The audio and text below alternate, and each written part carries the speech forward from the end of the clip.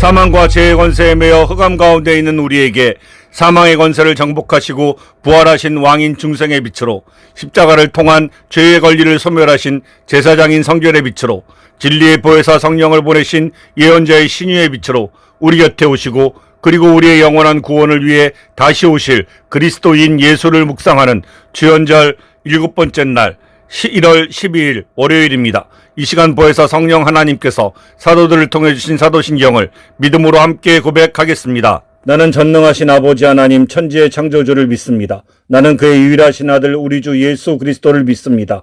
그는 성령으로 잉태되어 동정녀 마리아에게서 나시고 본디오 빌라도에게 고난을 받아 십자가에 못 박혀 죽으시고 장사된 지 사흘 만에 죽은 자 가운데서 다시 살아나셨으며 하늘에 오르시어 전능하신 아버지 하나님 우편에 앉아 계시다가 거기로부터 살아있는 자와 죽은 자를 심판하러 오십니다. 나는 성령을 믿으며 거룩한 공교회와 성도의 교제와 죄를 용서받는 것과 몸의 부활과 영생을 믿습니다. 아멘. 중생, 성결, 신유의 은혜와 재림의 소망을 주신 예수님의 사역을 묵상하는 주연절 7번째 날 함께 묵상할 하나님의 말씀은 마가복음 1장 9절에서 11절까지의 말씀입니다.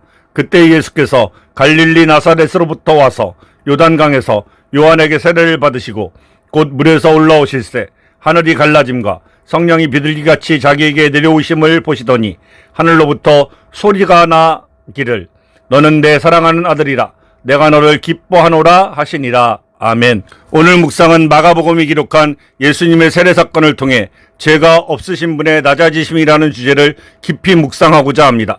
마가복음은 예수님의 공생의 사역을 힘차게 선포하는 복음서이지만 그 시작은 권위와 영광이 아닌 겸손의 모범이었습니다.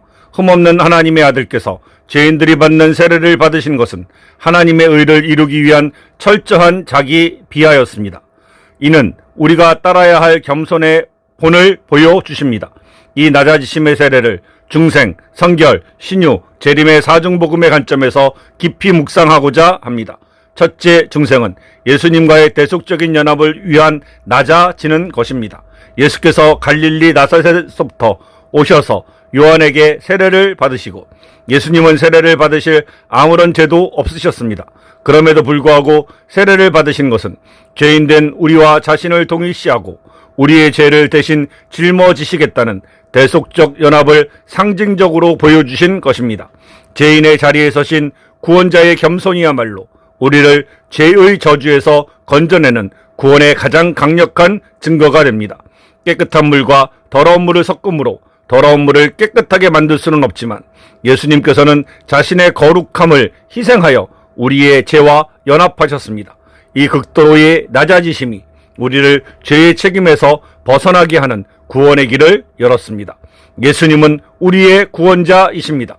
구원자께서 우리를 위해 낮아지신 것처럼 우리도 교만과 자기의를 버리고 주님의 겸손을 배우기로 결단합시다. 낮아진 마음으로 주님의 대속적 희생을 기억하며 감사함으로 살아갑시다. 둘째, 성결은 하늘이 증언한 우리의 의로움이신 예수님을 통한 성결을 확증하는 것입니다.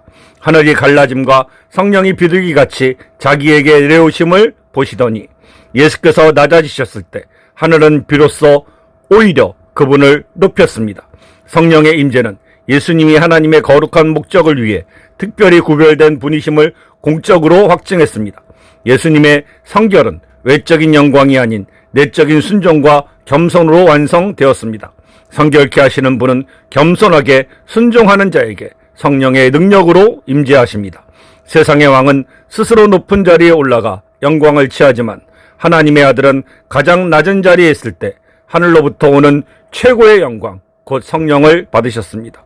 우리의 성결 역시 세상의 기준을 따르는 것이 아니라 하나님의 뜻에 대한 겸손한 순종으로 확증되어집니다. 예수님은 우리를 성결케 하시는 분입니다. 성결한 삶은 자신을 높이려는 마음을 버릴 때 시작됩니다.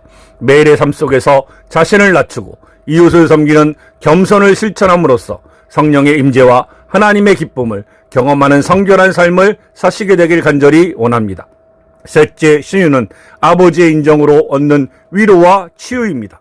하늘로부터 소리가 나기를 너는 내 사랑하는 아들이라 내가 너를 기뻐하노라 하시니라. 세례를 통한 죄인과 동일시하며 가장 낮은 자리에 서신 예수님께 아버지께서는 내 사랑하는 아들, 내가 너를 기뻐하신다라고 말씀하시며 가장 큰 위로와 인정을 주셨습니다. 이 아버지의 음성은 세상의 모든 비난과 오해를 이겨낼 수 있는 근원적인 치유였습니다. 하나님의 사랑과 인정을 받는 것이야말로 우리의 불안과 상처를 치료하는 가장 확실한 방법입니다. 세상의 평가에 흔들리던 사람이 가장 믿고 사랑하는 아버지로부터 변함없는 사랑의 확신을 얻었을 때 모든 심리적 압박에서 벗어나 평안을 얻습니다. 치료자이신 예수님은 우리에게 아버지의 음성을 들려주심으로 영혼의 깊은 곳까지 위로하고 회복시키십니다. 예수님은 우리를 치료하시는 분입니다. 자존감이 낮아지거나 세상의 비난 때문에 힘들 때 세례를 받으신 주님과 함께 하나님 아버지의 음성을 들으십시오. 너는 내 사랑하는 아들이요, 내가 너를 기뻐한다라는 사랑의 확신 속에서 영혼의 깊은 치유를 경험하시게 되길 간절히 원합니다. 넷째 재림은 다시 오실 왕의 겸손으로 시작된 영광의 통치를 소망하는 것입니다. 너는 내 사랑하는 아들이라 내가 너를 기뻐하노라 하시니, 이는 왕의 즉위선언과 같습니다. 예수님의 세례는 공생의 사역의 시작이자 왕의 겸손한 즉위식이었습니다. 하나님 아버지께서는 가장 낮은 곳에서 순종하시는 아들에게 왕으로서의 권위를 선포하셨습니다. 이는 장차 다시 오실 왕의 통치가 힘과 강요가 아닌 철저한 겸손과 사랑의 순종 위에 세워질 것을 보여줍니다. 겸손하게 낮아진 왕만이 영원히 통치할 수 있습니다. 백성들을 위해 희생하고 봉사했던 지도자가 마침내 통치자가 되었을 때 그의 통치는 가장 정의롭고 영광스럽습니다. 낮아지신 그리스도의 삶은 다시 오실 때 드러날 영광스러운 왕권의 확실한 보증이 됩니다. 예수님은 다시 오실 왕이십니다. 왕이신 주님의 통치에 참여하기 위하여 겸손의 왕도를 걸읍시다. 우리가 지금 낮아지는 자리는 장차 주님과 함께 영광을 누릴 왕국에서 영원한 통치에 참여할 준비 과정임을 기억하고 겸손하게 순종하며 살아갑시다. 죄가 없으신 예수님의 낮아지심은 구원자로서 우리를 대속하셨고 성결케 하시는 분으로서 우리를 구별하셨으며 치유자로서 아버지의 사랑을 확증하셨고 다시 오실 왕의 영광을 예비하셨습니다. 예수님의 세례를 통해 겸손의 모범을 보여주신 그리스도를 따라 우리도 낮은 곳으로 나아가 하나님의 의를 이루는 복된 삶을 살아가시게 되기를 간절히 축원합니다. 이 시간 다 같이 중생, 성결, 신유, 재림의 온전한 구속의 은혜를 주신 우리 주 예수 그리스도께서 가르쳐 주신 주기도문을 믿음으로 함께 드리겠습니다. 하늘에 계신 우리 아버지, 아버지의 이름을 거룩하게 하시며 아버지의 나라가 오게 하시며 아버지의 뜻이 하늘에서와 같이 땅에서도 이루어지게 하소서. 오늘 우리에게 일용할 양식을 주시고 우리가 우리에게 잘못한 사람을 용서하여 준 것 같이 우리의 죄를 용서하여 주시고 우리를 시험에 빠지지 않게 하시고 악에서 구하소서. 나라와 권능과 영광이 영원히 아버지의 것입니다. 아멘. 우리가 마음과 뜻과 힘을 다하여 하나님의 거룩한 사랑의 약속드린 십계명을 순종하고 지킬 것을 결심하며 함께 낭독하겠습니다. 하나님이 이 모든 말씀으로 말씀하여 이르시되 나는 너를 애굽 땅 종되었던 집에서 인도하여 낸 내 하나님 여호와니라.